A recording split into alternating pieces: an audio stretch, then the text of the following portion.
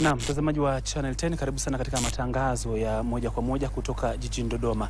Hapa ni ofisi za Mapinduzi maarufu White House, ambapo katibu wa NEC itikadi, uenezi na mafunzo wa Chama cha Mapinduzi ndugu Kenan Kiongozi, dakika chache kutoka sasa anatarajia kuzungumza na Watanzania kupitia vyombo mbalimbali vya habari. Karibu sana, wapatane nasi, karibu sana kumsikiliza kile ambacho ametuandalia kwa siku ya leo.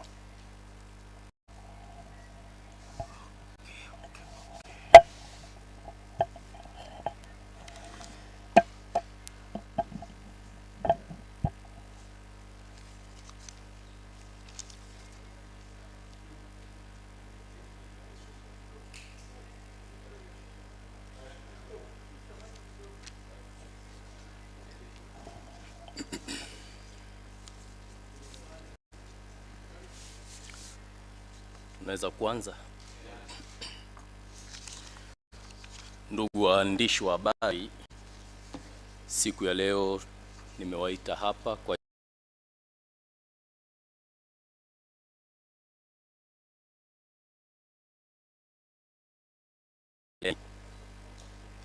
jambo la kwanza. Chama cha Mapinduzi kinakuhakikishia Watanzania wote kuwa kinaelewa changamoto ya kupanda gharama maisha inayokabili nchi kwa sasa, hususan kufuatia ongezeko la mafuta kwa dunia.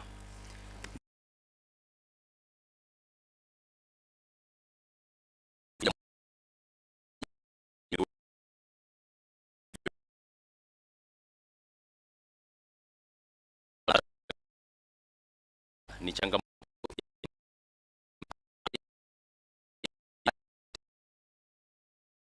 za kifedha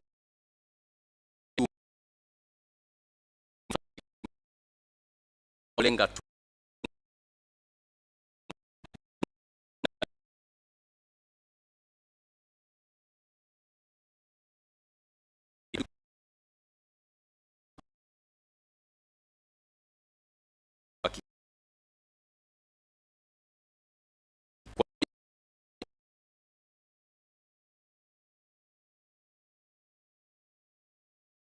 kuanzisha mfumo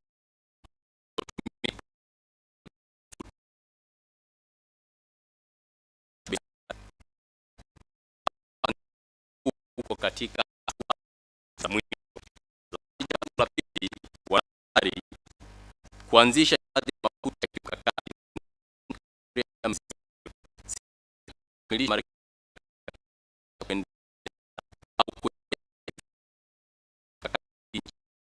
kujihakikishia upatikanaji wa bei inavyo. Jambo la tatu,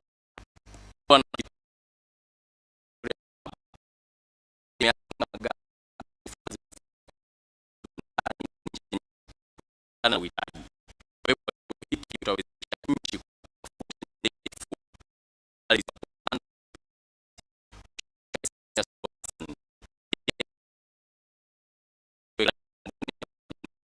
kuhakikisha Tanzania na mafuta kuanza kujishuhudia hapa, lakini pia kuanzisha mafuta katika moja ST kupitia ondoa kama bili au kuaji mafuta hii itaondoa ongeza ufanisi hapa chini. Na hilo shirika la petroli TPDC liwezesha uwezo wa kuagiza mafuta nje kutoka kwa moja kupitia mamlaka watu wakati hii mafuta kutoa utumiaji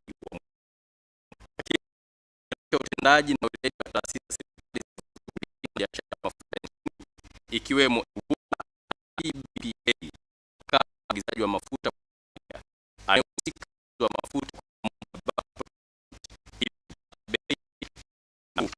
pia kuwekeza kwenye usafiri wa umma kama njia ambayo kuweza kupunguza changamoto hili. Usafiri wa umma sasa kupunguza tegemeo la mafuta ikiwemo ujenzi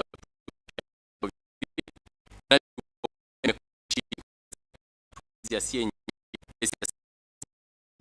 gesi na unga mfuko wa gesi kwenye magari, bajaji na usafiri.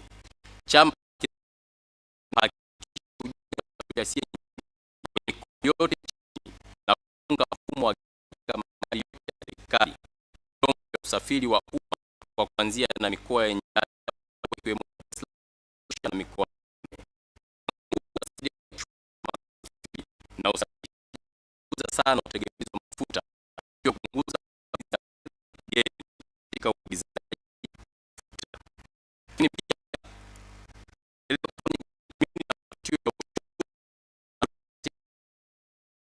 Lakini pia kwa wananchi. Jambo lingine panda ni janga hata ni mafuta kwa sababu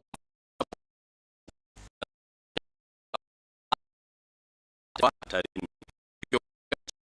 pamoja na panda, lakini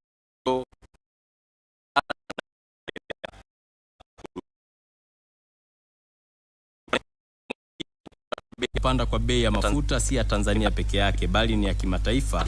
Hata hivyo, Chama cha Mapinduzi kinaamini na ina imani kuwa uongozi thabiti wa Mheshimiwa Dr. Samia Suluhu Hassan utaendelea kufanya vitu vikubwa katika kukabiliana na changamoto hii ya mafuta. Na niwakumbushe kwa uchache kwamba mwaka 2022 kama mnakumbuka, gharama za mafuta zilipanda wakati wa vita ya Russia na Ukraine, na gharama zile baada ya kupanda serikali ilitoa fedha ya ruzuku bilioni 100 kuhakikisha gharama za mafuta zinapungua kwa wananchi wetu. Hilo jambo lilifanyika mwaka 2022 na ruzuku hiyo ilitolewa kuanzia mwezi Juni mpaka mwezi Disemba, takriban miezi 6. Lakini serikali pia, Chama cha Mapinduzi, imeendelea kutoa ruzuku pindi changamoto zinapojitokeza. Wakati wa janga la COVID, naamini mnakumbuka, gharama ya mbolea ilipanda kwa asilimia kubwa. Mfuko mmoja wa mbolea ulitoka 70,000 mpaka 150,000. Lakini serikali ilitoa fedha ya ruzuku zaidi ya bilioni 150 kuhakikisha mbolea inarejea katika bei ya kawaida na wakulima wanaendelea na uzalishaji katika maeneo tofauti ya nchi yetu. Kwa hiyo moja, lazima Watanzania watambue na wakumbuke na wajue kwamba Chama cha Mapinduzi na serikali yake mara zote kimekuwa mstari wa mbele kuhakikisha changamoto zinapojitokeza basi solution ya haraka inaenda kufanyika. Sasa ninaomba niseme jambo moja. Mjengee kwa bei ya mafuta. Kulikuwa na hoja kwa nini gharama imepanda ya mafuta kidogo na kulikuwa na hifadhi ya mafuta. Moja, bei ya mafuta inategemea wastani linganifu wa gharama ya mafuta yaliyopo kwenye magara ya mafuta na yale yanayotarajiwa kupokelewa katika mwezi ambao bei zitatumika.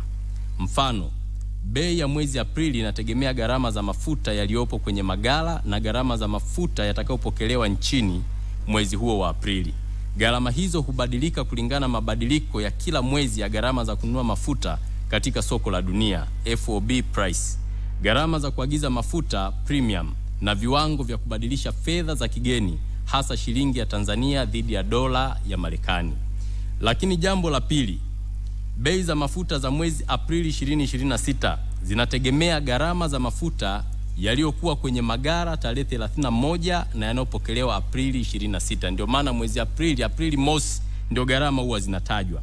Mafuta yanapopokelewa Aprili 2026 yana gharama za mafuta katika soko la dunia kwa mwezi Machi, kipindi ambacho bei zimeongezeka maradufu kutokana na vita inayoendelea kati ya nchi za Mashariki ya Kati. Lakini jambo la tatu, uagizaji wa mafuta kwa pamoja unasaidia kupata gharama nafuu za uagizaji wa mafuta tofauti na kila kampuni kununua yenyewe mafuta kidogo. Kwa ujumla, uagizaji wa mafuta unasaidia kupata economies of scale na ambayo inaenda kudetermine price ya soko au ya bei ya mafuta katika soko. Mafuta yanayoingia nchini hununuliwa zaidi kutoka India na Falme za Kiarabu, ambapo takriban 77% ya mafuta ya hapa nchini kutoka katika nchi hizo mbili. Kwa 23% iliyobaki, mafuta yanatoka Kuwait, Bahrain, Qatar na Oman. Kwa hiyo hili ni somo ambalo inabidi wa Tanzania lakini na baadhi ya viongozi waweze kulifahamu. Sasa sababu kuu ya ongezeko bei kwa sasa, global supply shock, baada ya kufungwa kwa mlango bahari wa Strait of Hormuz. Kufungwa kwa Strait of Hormuz imeleta mtikisiko mkubwa wa bei za mafuta duniani kwa namna hii. Lazima tujue mlango ule wa bahari hubeba 20% ya mafuta ya dunia nzima.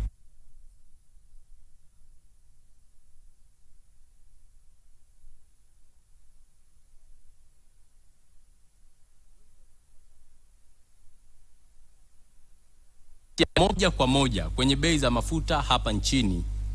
Moja, kupanda kwa bei ya mafuta yenyewe kwenye soko la dunia kama nilivyosema awali, FOB, ambayo imesababisha bei ya mafuta kupanda kutoka dola 700 mpaka 800 na kufikia dola 1700 mpaka 1800. Hii ni sawa na ongezeko la zaidi ya shilingi 800 mpaka 1000 kwa lita katika nchi yetu. Lakini pili, kupanda kwa premium kutoka dola 80 hadi 110, ambao kwa sasa imepanda mpaka dola 270 mpaka 300. Hii ni sawa na ongezeko la takriban la shilingi 200 za Kitanzania. Hivyo zaidi ya shilingi 1000 imeongezeka katika bei ya mafuta ambayo tuko nayo leo. Ndio maana unakuta kuna ongezeko kubwa ambalo limetokea. Sasa kuna watu walihoji, wanasema kwa nini baadhi ya nchi gharama ni nafuu, lakini naomba niwape takwimu hapa waandishi wa habari. Mifano ya nchi nyingine, Zimbabwe, bei ya mafuta imefika lita 5,000 kwa lita moja. Sawa, licha ya serikali kupunguza baadhi ya kodi katika nchi ya Zimbabwe. Lakini ukienda DRC, bei ni 5,000 pamoja na kwamba serikali imeweka ruzuku katika mafuta hayo. Lakini ukienda South Africa, lita moja ya mafuta inauzwa shilingi 5,000 mpaka leo hii ambayo tunazungumza. Sasa hata nchi jirani zenye bandari bado zinaathirika. Mfano, Kenya bei ni kati ya shilingi 3,500 mpaka 4,000 Tanzania shilingi. Kwa sasa tunategemea bei mpya ikitangazwa tarehe 14 Aprili, bei itafika zaidi ya shilingi 5,000 kwa nchi ya Kenya. Uhaba huu wa mafuta sio Afrika tu, hata Ulaya na bara la Asia bei zimepanda kama ifuatavyo. Mfano, Switzerland mafuta yanauzwa shilingi 5,500 mpaka 6,000 kwa lita moja. Ukienda German 5,000 mpaka 6,000 kwa lita moja. Ukienda United Kingdom ni euro 1.7 ambao ni sawa na shilingi 5,500 mpaka 6,500 za Kitanzania. Hata nchi tajiri zinaathirika na vita hii, sio Tanzania pekee.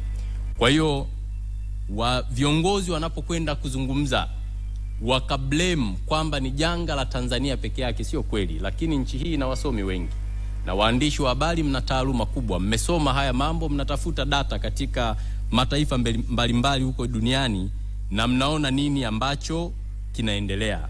Hivyo ninachotaka kusema jambo moja, kwamba vita ya Urusi pamoja na Israel dhidi ya Iran imesababisha ongezeko kubwa la mafuta, na kuna sababu za hizo, ikiwemo baada ya Iran kulipua baadhi ya visima vya mafuta na miundombinu katika mataifa mbalimbali ambapo sisi tulikuwa tunafanya ununuzi wa bidhaa hiyo.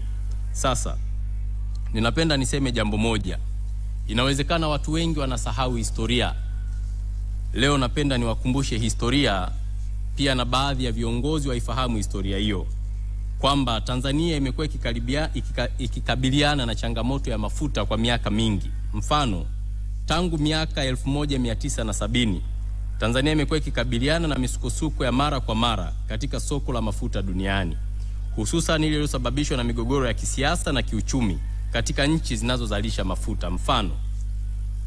Mfano wa kwanza mkubwa ulikuwa ni mgogoro wa mafuta wa mwaka 1973 uliotokana na vita vya Mashariki ya Kati, Arab Oil Embargo, ambapo bei za mafuta zilipanda kwa zaidi ya mara 4 duniani.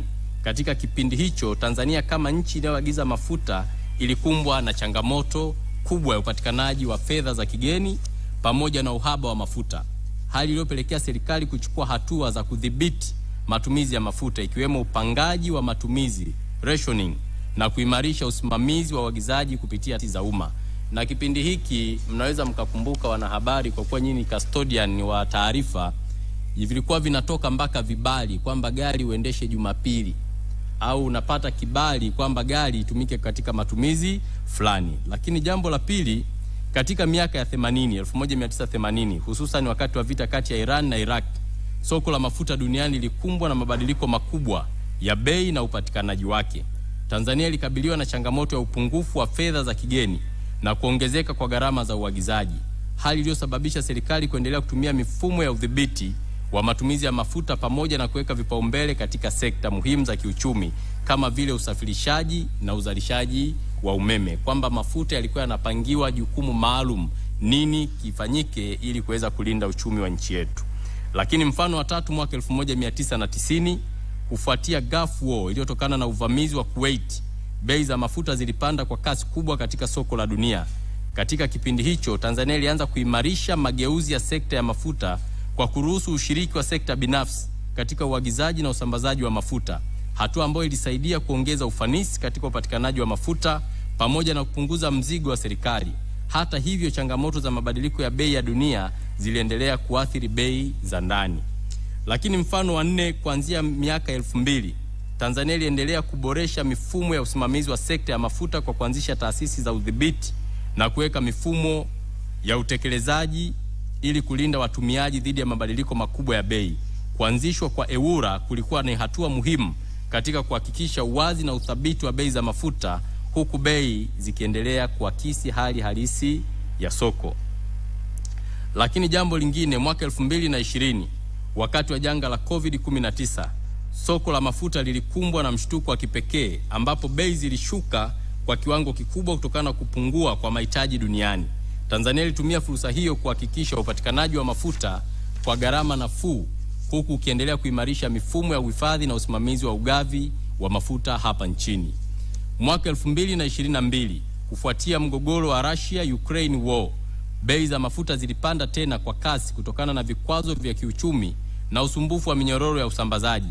Katika kipindi hicho, Tanzania ilichukua hatua za muda mfupi za kutoa ruzuku kwa baadhi ya bidhaa za mafuta ili kupunguza athari kwa wananchi wake, huku ikiendelea kuisimamia upatikanaji wa mafuta na kupitia mifumo iliyopo. Hii ndio mfano ambao nilitolea kwamba serikali ilitoa zaidi ya bilioni 100 katika mwaka 2022 kwa miezi zaidi ya 6 ili kupunguza gharama hizo.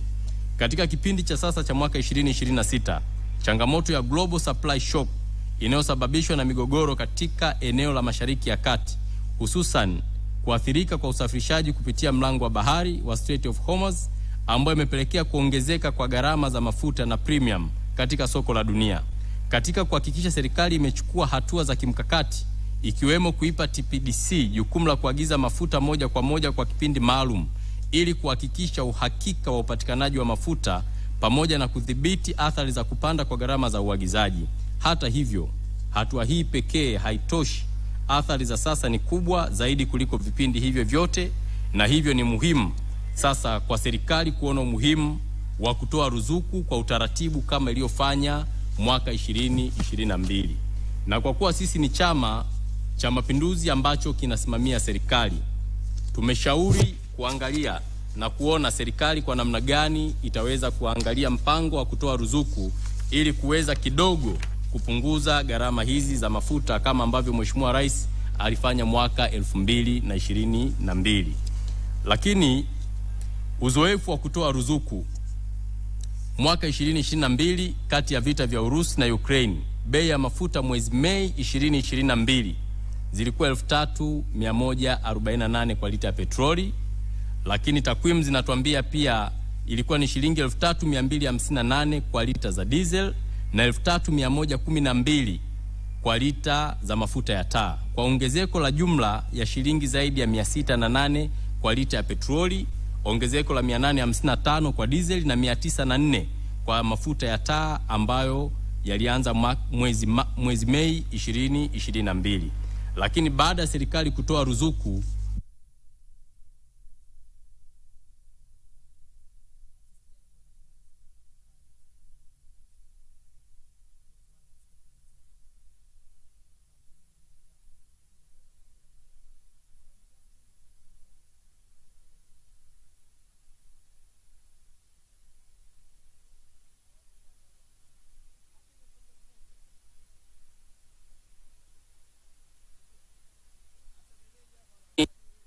kubalaizi hii bei ambayo iko sasa, lakini sio janga la nchi yetu peke yake, bali ni janga la dunia nzima.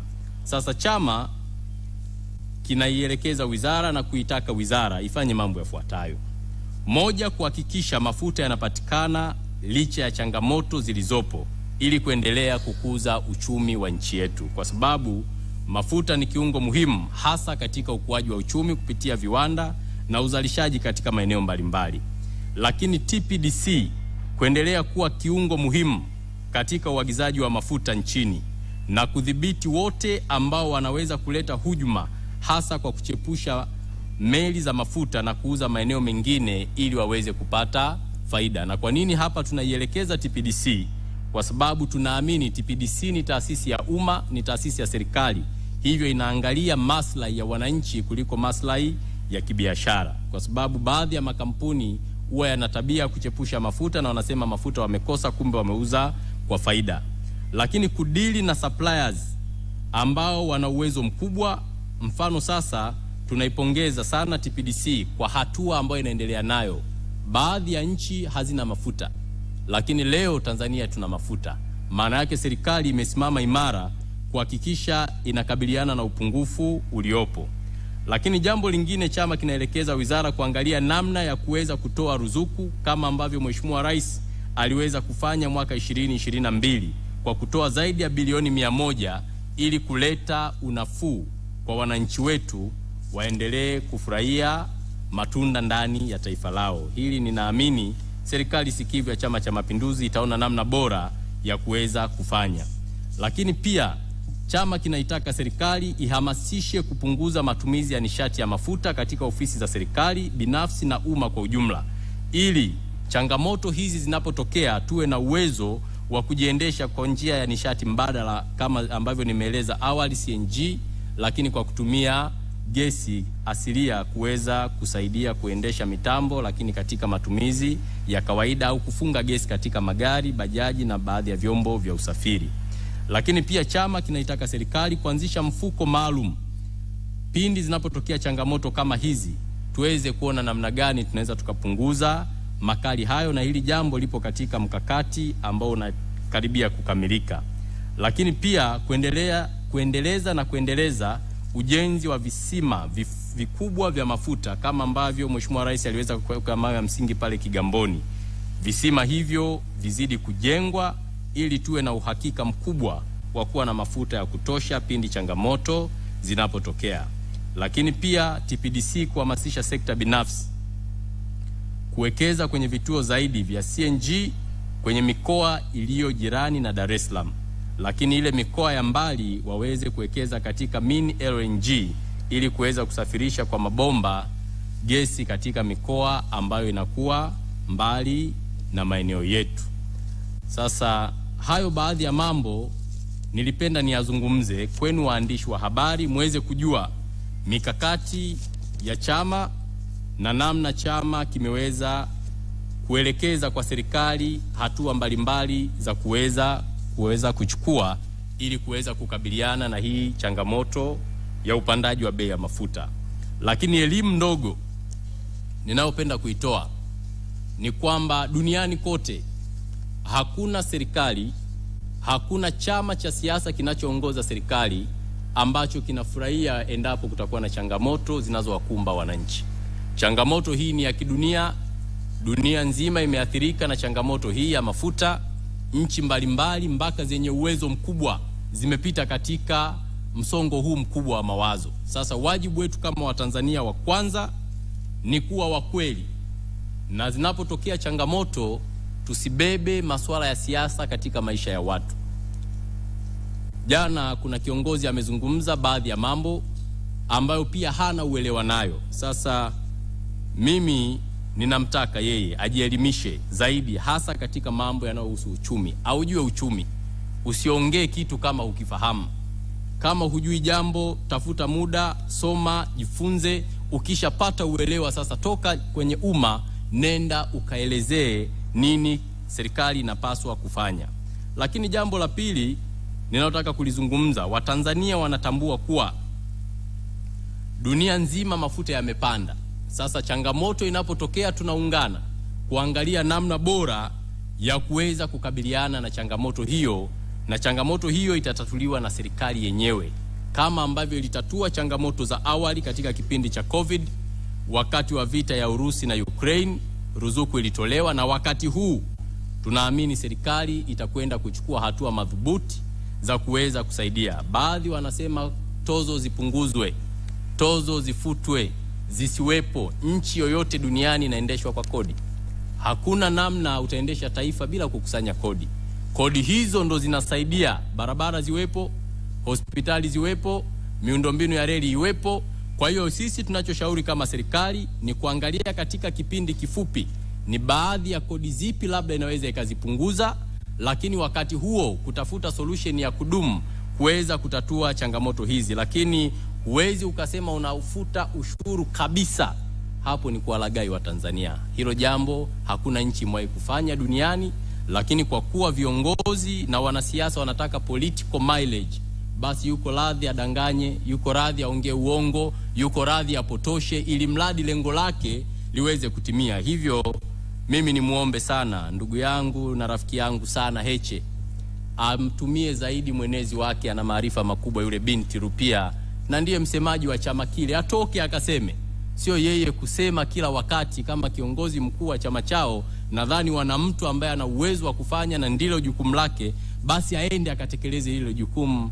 Yule dada yetu Rupia ana uwezo wa kusema mambo mengi, labda kama hawamuamini katika usemaji pengine inawezekana, lakini nadhani yeye ni kiongozi mkubwa. Huwezi kumuona mzee Wasira kila saa anaongea na vyombo vya habari, kwa sababu mifumo ya vyama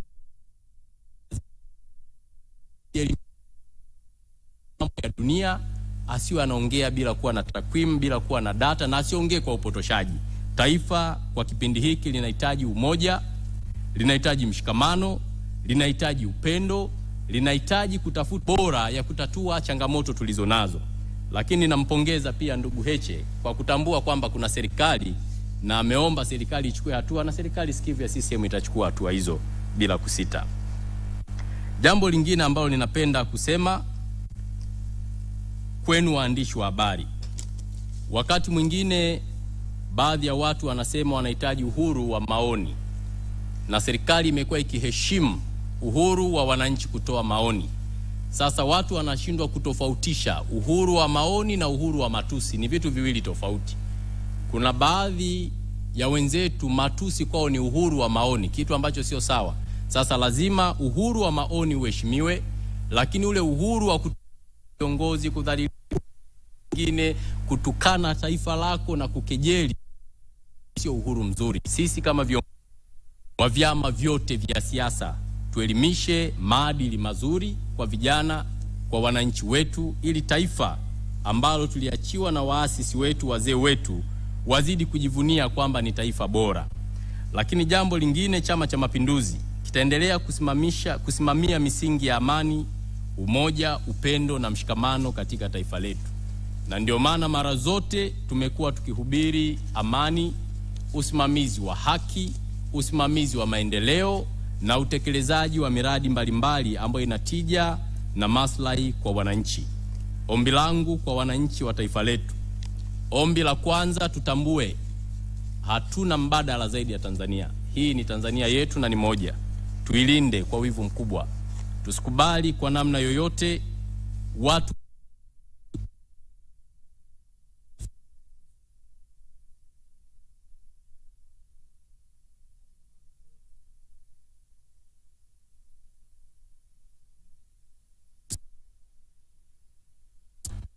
linda amani na utulivu wa nchi yetu. Na nitasema hapa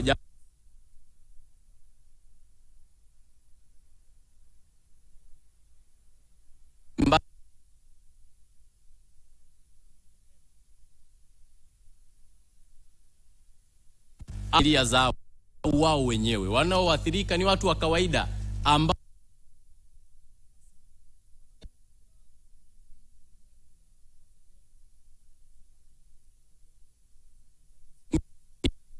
Mungu aliyompatia familia yake ipo salama na ananihamasisha nifanye mambo yasiyofaa. Ajenda yake ni nini? Nani yupo nyuma yake? Tulinde uhai wetu, tulinde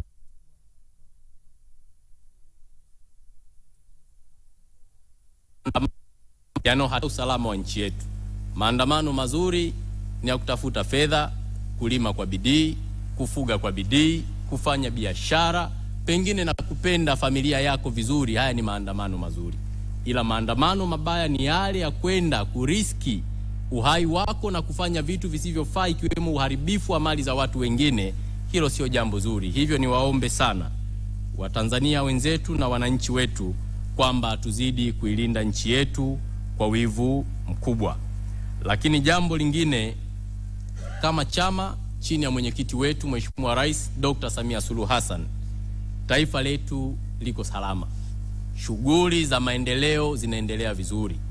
Mimi mwenezi wa Chama cha Mapinduzi nimefanya ziara mikoa zaidi ya 9 na wilaya karibia 20 na kitu. Watanzania huko mikoani wanafurahia utulivu na amani ya taifa letu. Lakini ukiingia kwenye mitandao ya kijamii unaweza ukahisi labda upo Darfur au upo Afghanistan, namna watu walivyo mabingwa wa kuandika na kupotosha. Na baadhi ya wanaharakati na vyama vya siasa, unakuta mtu mmoja ana akaunti 50. Hizo akaunti 50, kila akaunti inaenda ina comment kwa kutukana nchi yake.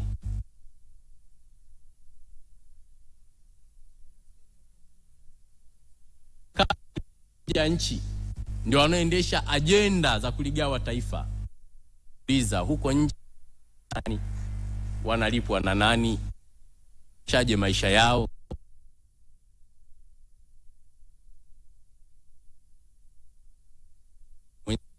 Lipwa, watoto wake wapo Ulaya na nchi zingine na mke pia. Lakini sisi tuko hapa, hatujakimbia kwetu. Hapa ndio ardhi yetu. Mungu ametupatia ardhi hii. Ni jukumu letu na ni wajibu wetu kuilinda kwa nguvu zote. Tusikubali taifa letu likaharibiwa na watu wachache. Jambo katika kumalizia, tutaendelea na ziara kuanzia tarehe 15 au 16, ambapo tutakwenda kusikiliza wananchi mikoani na wilayani. Tutakwenda kuangalia uhai wa chama kwa kutembelea mabalozi wetu, na tutakwenda kukagua miradi ya maendeleo ambayo Mheshimiwa Rais Dr. Samia Suluhu Hassan anatoa fedha nyingi kuhakikisha miradi ya Watanzania inakamilika. Mapinduzi site. Chama cha Mapinduzi nchi. Chama kubwa ni kutekeleza ilani ya uchaguzi ambayo tunaamini kwamba mwaka 2030 wakati wa uchaguzi mkuu Watanzania watatuuliza, mlituahidi hospitali iko wapi? Tutawaambia ile pale. Mliahidi barabara, ile pale. Mliahidi umeme vijijini, ule pale. Hiyo kazi inayofanyika leo tutarejea kwa Watanzania, na Mungu akitupa uhai, Watanzania watatuamini na watatuchagua kwa kishindo tena. Kwa nini? Kwa sababu kazi ya kupeleka maendeleo imefanyika. Wao wanapoendelea kutukana mitandaoni na kufanya harakati, sisi tunajenga nchi na kupeleka maendeleo kwa Watanzania. Sasa mimi niombe sana waandishi wa habari, tunawapenda na kuwaheshimu, ni kiungo muhimu katika maendeleo na uchumi wa nchi yetu. Tuendelee kuhabarisha umma yale mema yote yanayofanywa ndani ya nchi yetu, kwa sababu kalamu zenu zinajenga na kalamu zenu zinabomoa. Lakini waandishi wa nchi yetu, mimi binafsi nawapongeza kwa kazi kubwa mnaoifanya na Mungu awabariki sana. Tuendelee kuhakikisha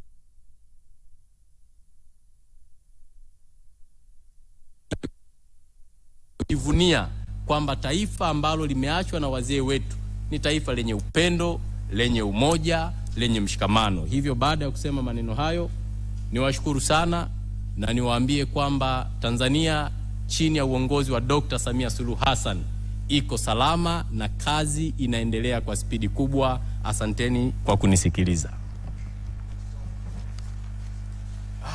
Karibu.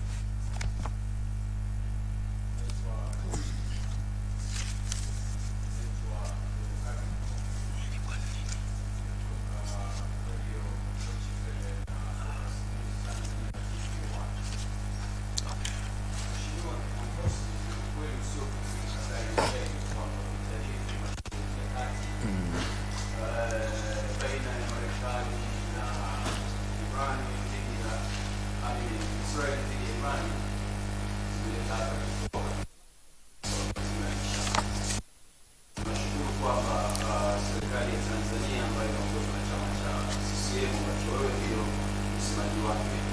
tumezungumza kwamba hatua za muda mrefu sasa zinazochukua kuweza kuona pengine katika siku za usoni yanapotokea majanga kama haya ya upungufu wa nishati na vitu kama hivyo, basi Tanzania isiweze kupeleka na bei kupanda kama hivi sasa kupanda.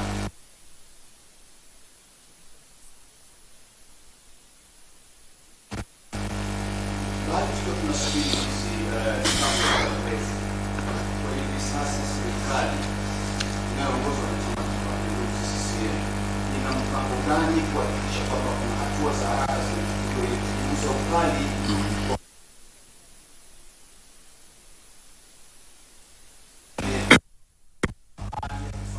kwa chama na serikali ya mafuta mengi ili inatatiza mavipi ili kuhakikisha kwamba basi hatua za awali zinaonekana na wananchi waweze kusema kwamba ni kweli kuna chama kama tunaweza kuchukua hatua hii na hatua kabla ya sisi. Sawa, nashukuru. Moja, kuna mwingine, basi sema alafu nitasema.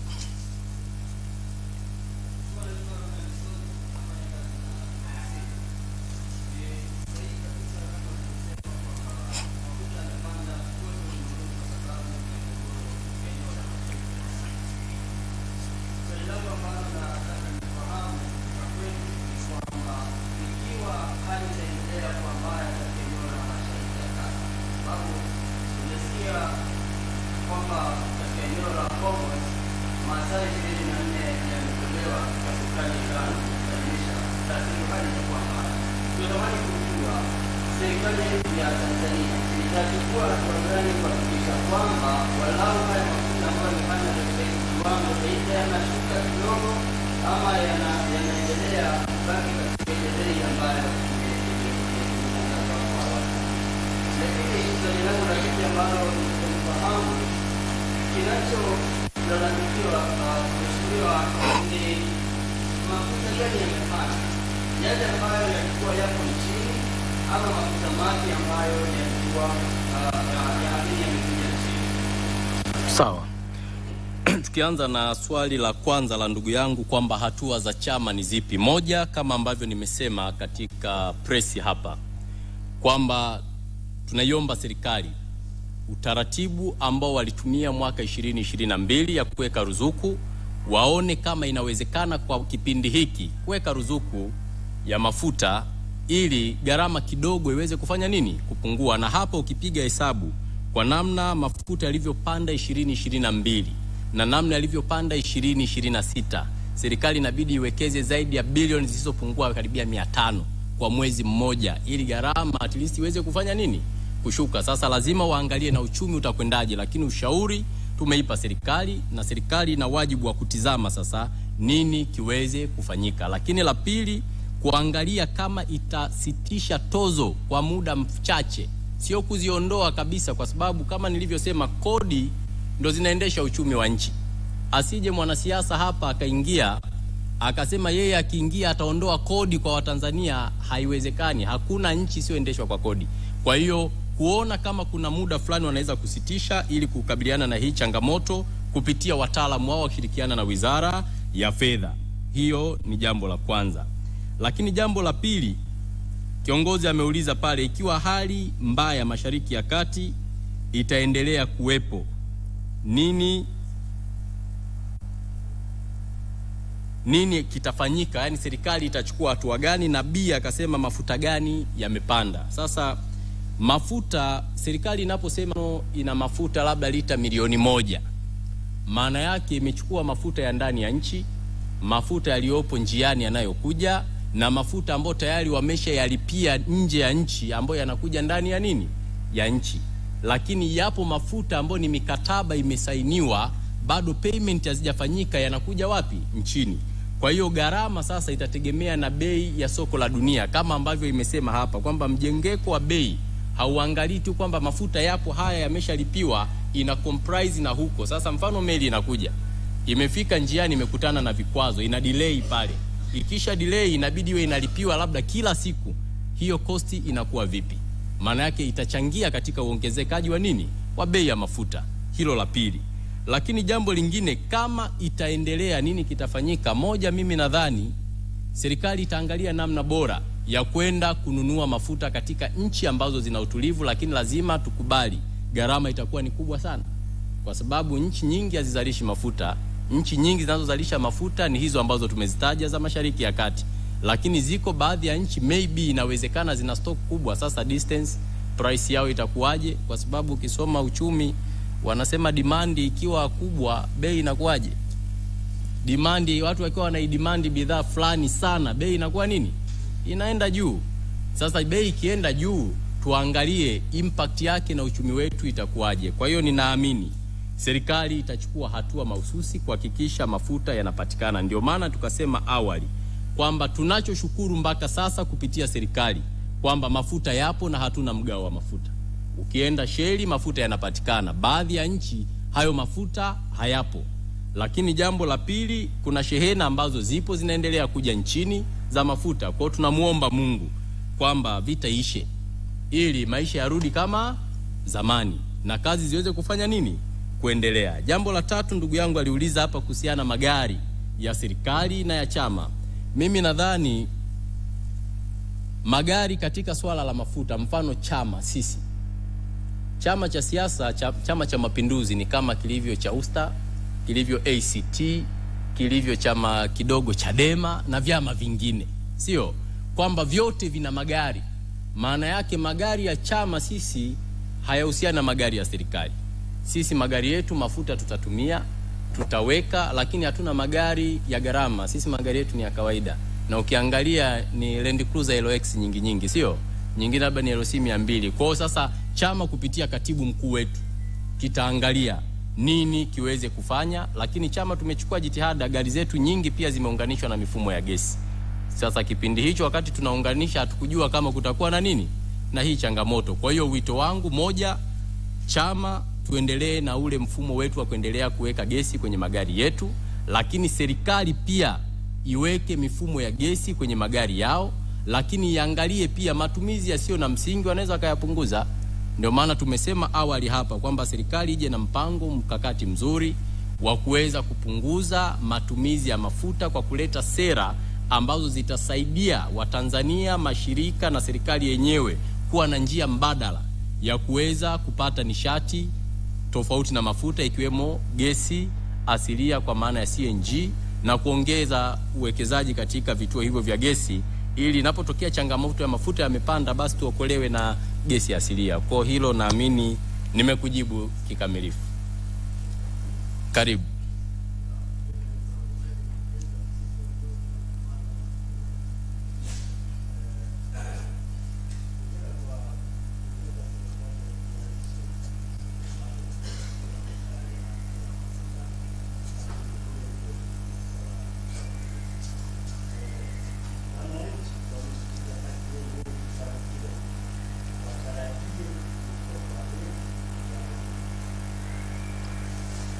Kama ruzuku ikiwekwa, maana yake gharama ya mafuta itapungua kwa kiasi.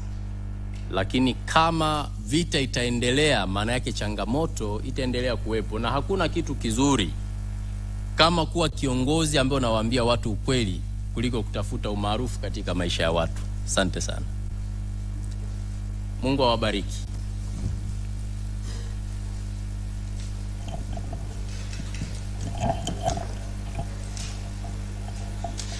Na mtazamaji wa